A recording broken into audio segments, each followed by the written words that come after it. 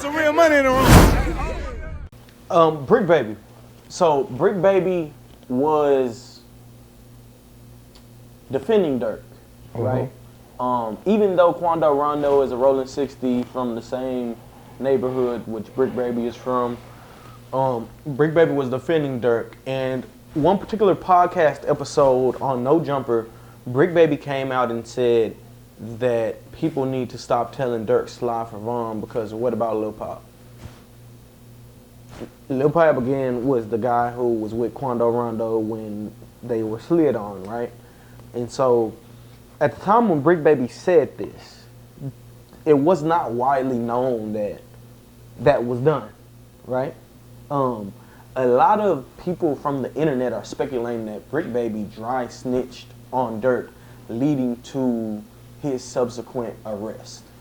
You, OG Giggity, as a podcaster, let's say, or influencer, you're not in the streets currently. Bricc Baby is, and he lets it be known that he can still turn into shitty cuz any day. You know what I mean?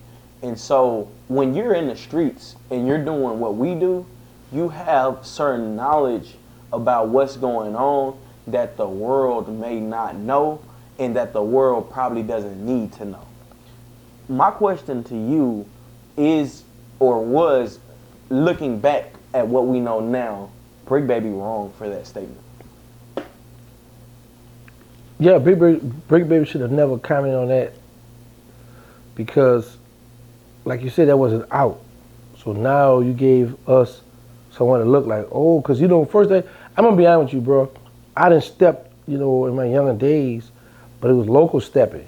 I just couldn't picture me going out of town, and I was offered that to follow a connect that had 20 bricks in the car.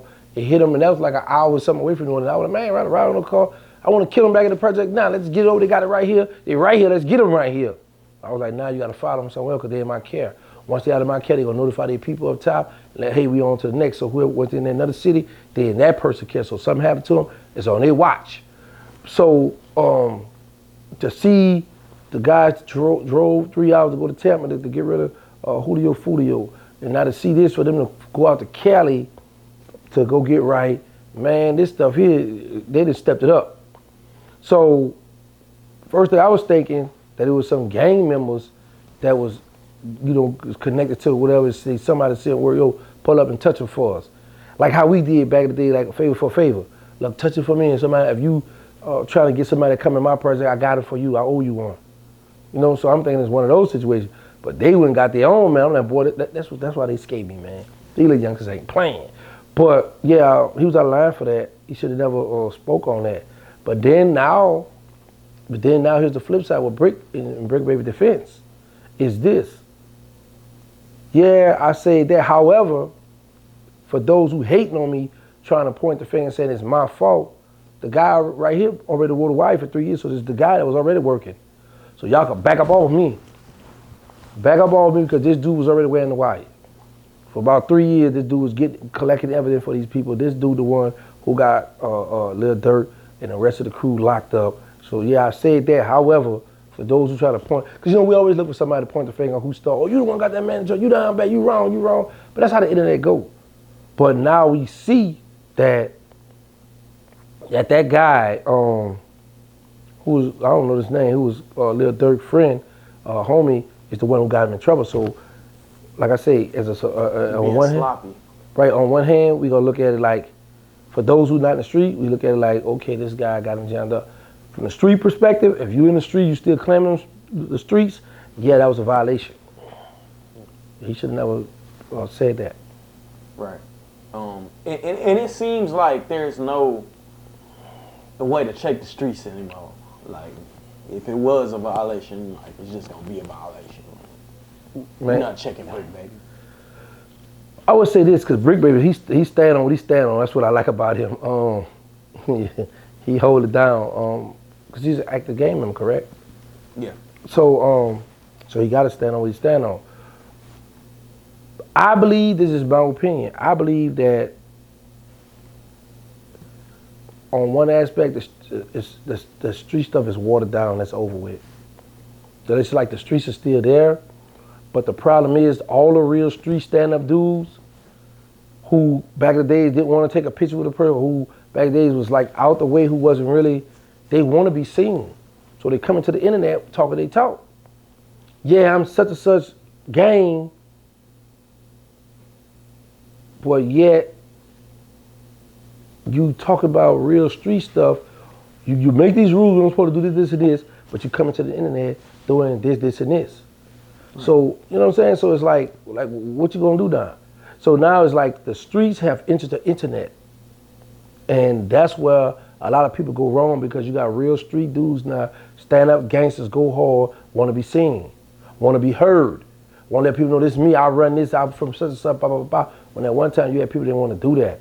So now they have allowed that to happen, and they constantly letting it go. The big homies not saying nothing. A lot of people just letting it fly, go get on in there, go, this the new wave now. So when you get jammed up, guess what? It's the internet.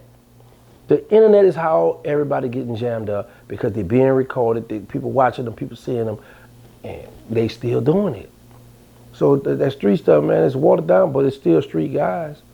But for the most part, and it's the real ones, the ones who really will slide, who really don't play, get on the internet. Hey, look at me. Some of them clutching, some of them showing you the weapon. That's what I'm gonna do, man. I'm gonna come and see about you. So when them people put up the evidence, you look, and this is the only thing I don't like, bro.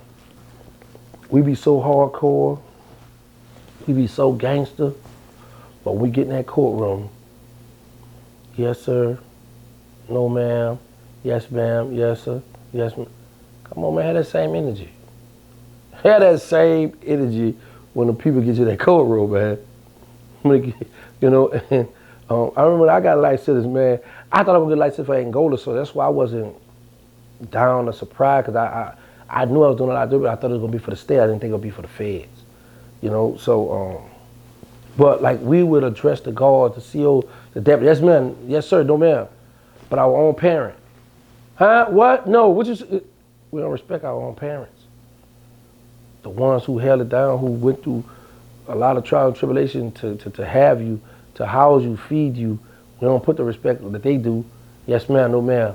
What, mommy, need me to go to the store? You want to go to the store? Come on, mama. Daddy, you all right? Papa, go sit down and have a talk. We don't do that. But the minute we go to jail, we yes, sir, no, sir. In the courtroom, that judge, yes, ma'am, no, ma'am, yes, sir, no, sir.